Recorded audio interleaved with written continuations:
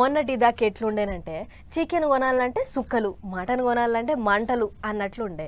కోడి కూర కిలోకు అటు ఇటు 300, యాట కూర కిలో 1000. కోడి కూర కొనలేము, యాట బొక్కలు కంకలేవని కూరగాయలు కొందామని పోతే వాటి రేట్లు కూడా మందలిస్తే మండిపడ్డట్టు అయినాయి. నీసు కూరలు కూరగాయలే కాదుల్లో ఇప్పుడు చింత చిగురు కూడా షిటార్ కొమ్మలకి కూసుంది.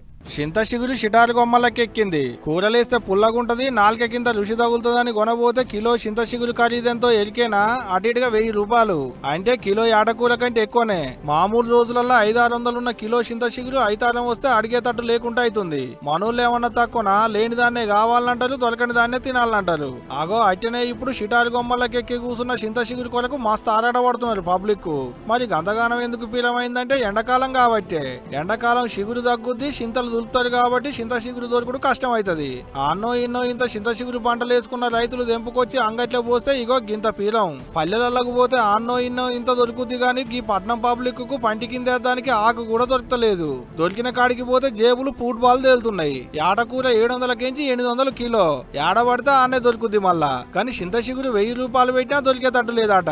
అవు ఏడాదిలో ఒక్క పాలే దొరుకుద్ది చింత చిగురు. అది కూడా అటు ఇటుగా ఓ నెల రోజులే దొరుకుద్ది అంతే. దాని కొరకు నాలుక కరుచుకునేటోళ్ళు మస్తు మంది ఉంటారు. గంత కమ్మగుంటది మరి కూరలేస్తే.